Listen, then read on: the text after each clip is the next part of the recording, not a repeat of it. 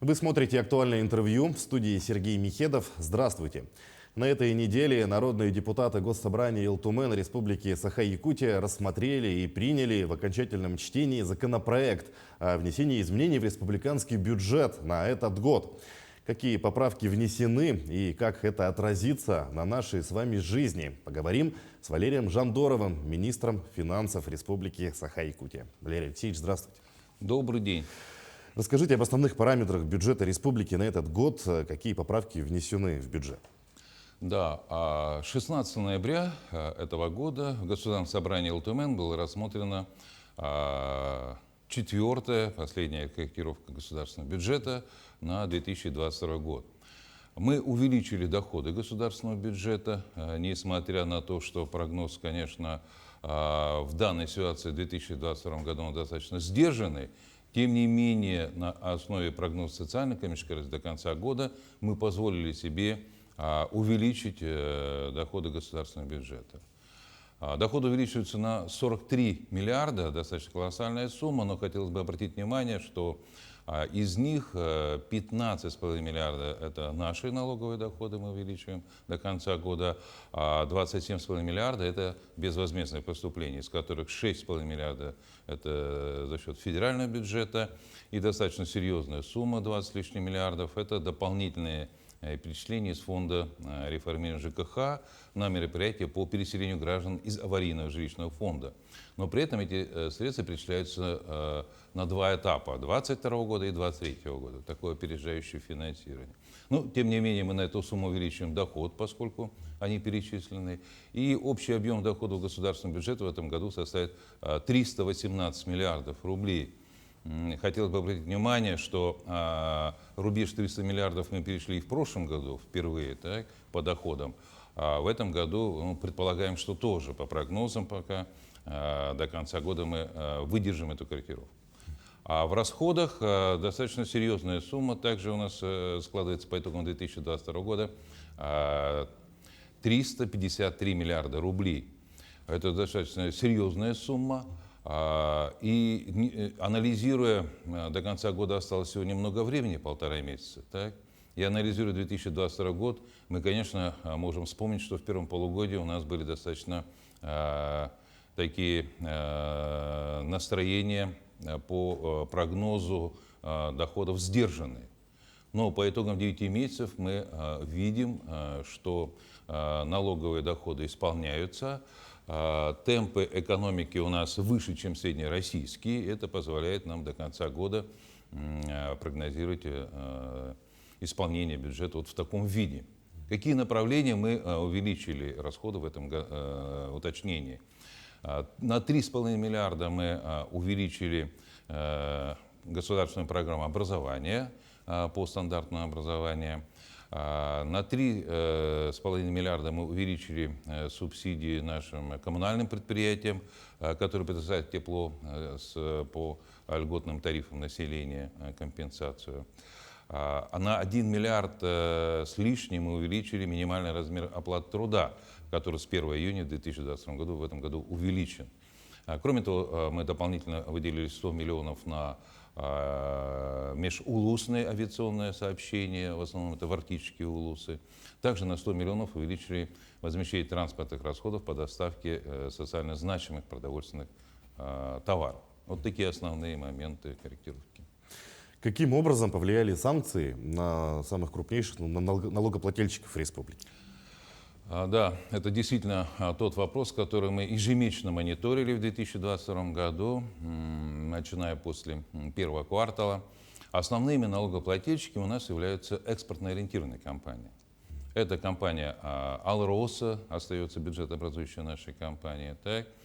Затем нефтегазовый комплекс, это компания «Сургутнефтегаз», «Тасуряхнефтегаз», «Добыча», «Транснефть». Это вот та четверка крупнейших налогоплательщиков.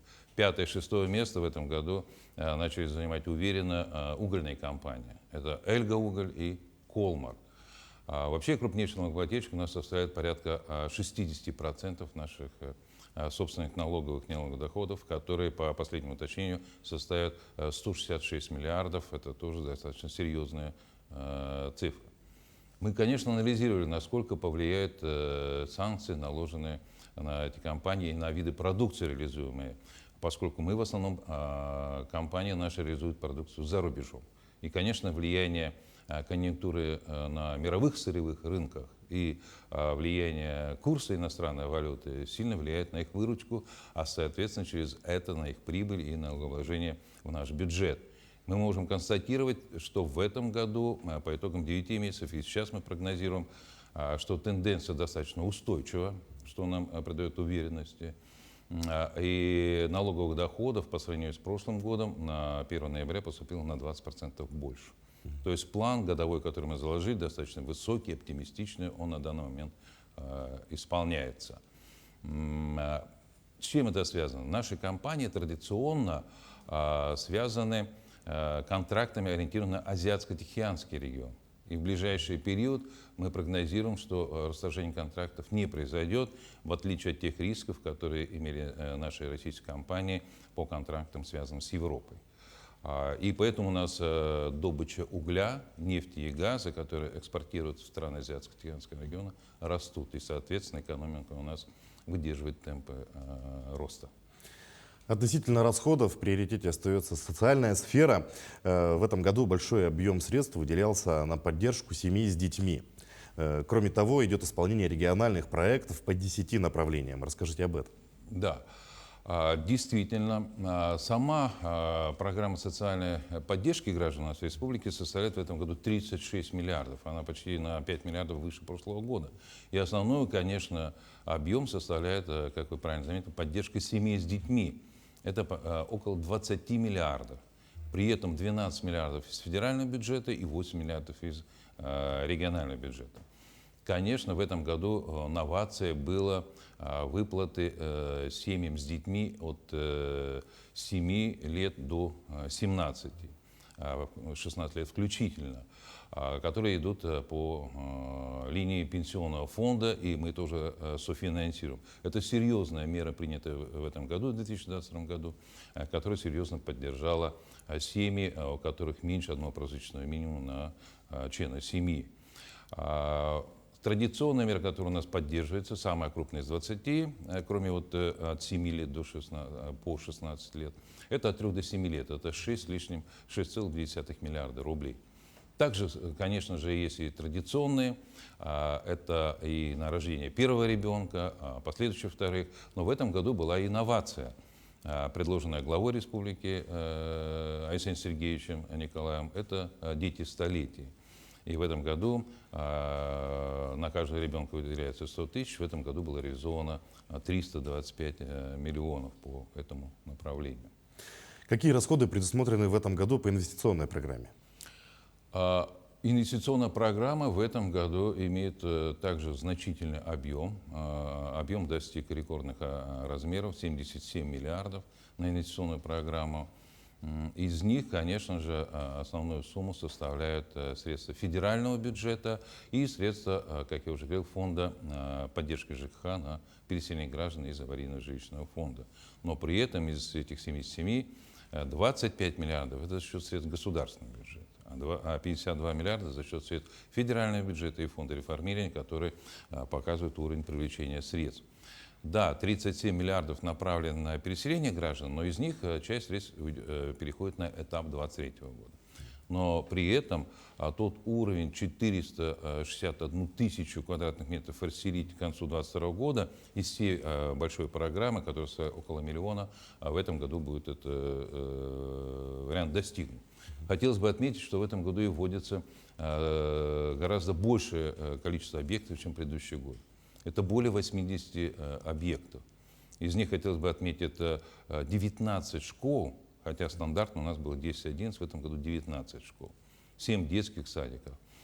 И, конечно, самая большая программа модернизации первичного звена – это 27 медицинских организаций. Из них основную сумму, конечно, составляет это 19 врачебных амбулаторий, фельдшерско-акушерских пунктов, но был введен в этом году и крупный объект, это кардиодиспансер. возможности. Ну вот вы рассказали о фельдшерско-акушерских пунктах. Вообще поддержка муниципальных районов остается приоритетом государственной политики в сфере межбюджетных отношений. Какие приоритеты при этом ставятся в первую очередь перед главами муниципальных образований? Да, безусловно, у нас только 3 муниципальных образования, это городской округ город Якутск, муниципальное образование Мирнинский район, Ленский район являются недотационными. Конечно же, остальные муниципальные образования получают поддержку в виде дотации на время бюджетного обеспечения, более 30 миллиардов рублей выделяется. Задачи, они остаются традиционными. Это в полной мере удовлетворять формирование фонда оплаты труда работников бюджетной сферы, социальных выплат. Мы также требуем и контролируем утверждение в расходах местных бюджетов коммунальные услуги, поскольку это важная составляющая. При этом в последние годы повысилось и требование к созданию, проведению мероприятий по пожарной безопасности. Как внутри населенных пунктов, так и от лесных пожаров. Это тоже в этом году мы поставили на контроль, и в следующем году будем контролировать вот эти мероприятия. Конечно же, поддержание всех объектов в том состоянии, которое есть, и активное участие в республиканских государственных программах, особенно инвестиционного характера. В этом году было масштабное мероприятие по ремонту школ, которые находятся в собственных муниципальных образованиях. Это тоже была их ответственность, они с этой задачей справились, хотя период у нас, вы знаете, очень короткий для проведения ремонта. Сколько проектов реализовано в этом году по программе поддержки местных инициатив? Вы ведете работу по увеличению субсидий по проектам программы, и какие изменения ожидают участников? Да, программа поддержки местных инициатив широкомасштабно уже реализуется в нашей республике 5 лет. Казалось бы, не такой большой срок, но на самом деле это огромная работа была проведена за этот период. И не зря Республика Саха-Якутия занимала всегда призовые места в номинациях по всероссийском конкурсе по различных номинациям и добилась даже в 2018 году признания на международном конкурсе реализации вот такой программы поддержки местных инициатив. В 2022 году в целом за 5 лет было реализовано, мы анализировали, 1500 инициатив было реализовано. В этом году заявки 2022 года были на 471 проект.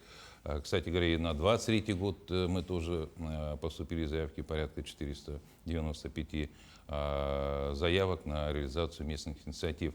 Самое важное то, что там участвует большинство муниципальных образований, которых у нас 444, заявки подают обычно 370-380 муниципальных образований. А что за этим стоит? За этим стоит собрание населения, которое выбирает собственные проекты. Либо это обустройство дорог, либо это освещение, либо проведение объектов водоснабжения, спортивные площадки, детские площадки. Это уже сотнями реализованы на территории республики за эти 5 лет. Какое новшество? И было достаточно большое обращение муниципальных образований. Мы выделяем 1 миллион 500 тысяч на один проект, субсидий из государственного бюджета, основное это из местного бюджета, местное предпринимательство и граждане тоже участвуют в этих проектах.